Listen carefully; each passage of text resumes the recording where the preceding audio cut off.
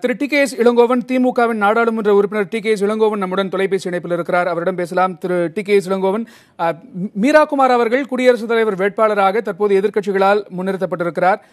ஏற்கனவே ராம்நாத் கோவிந்த் அவர்களுடைய வெற்றி வாய்ப்பு பிரகாசமாக உறுதியாகி இருப்பதாக கருத்துக்கள் முன்வைக்கப்படும் நிலையில மீரா குமார் அவர்களுடைய இந்த வேட்பாளர் அறிவிப்பானது எந்த அளவிற்கு போட்டியை கடுமையாக்கும் நினைக்கிறீங்க? கட்டாயமாக ஒரு மீரா குமார் பழம்பெரும் தலைவர், நாட்டில் பல்வேறு வகையில் இந்திய ஆரம்ப காலகட்டத்தில் மத்திய அரசில் அமைச்சராக இருந்து தலைவருடைய மகள் மத்திய அமைச்சராக இருந்தவர், நாடாளுமன்ற தலைவராக சபாநாயகராக இருந்தவர், அனுபவம் மிக்கவர். பாபு ஜெகஜீவன் ராம் அவர்களுடைய மகள். அந்த வகையிலே ஒரு சிறந்த வேட்பாளராக மதச்சார்பற்ற அரசாங்கத்திற்கு ஏற்ற அதற்குரிய நடவடிக்கைகளில் நாட்டை முன்னெடுத்து செல்லக்கூடிய வேட்பாளராக திகழ்வார். அவர் வெற்றி பெற வேண்டும்.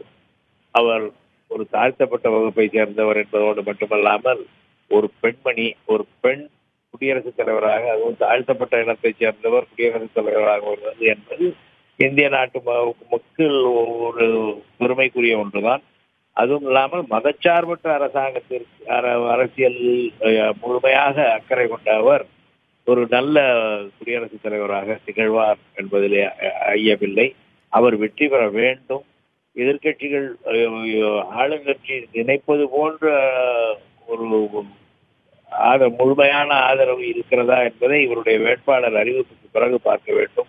ஆளுங்கட்சிக்கு 50% வாக்கு வங்கி இருக்கிறதா என்பதை பார்க்க வேண்டும். அந்த வகையிலே போட்டி கடுமையான போட்டியாகத்தான் இருக்கும் என்று நாங்கள் கருதுகிறோம்.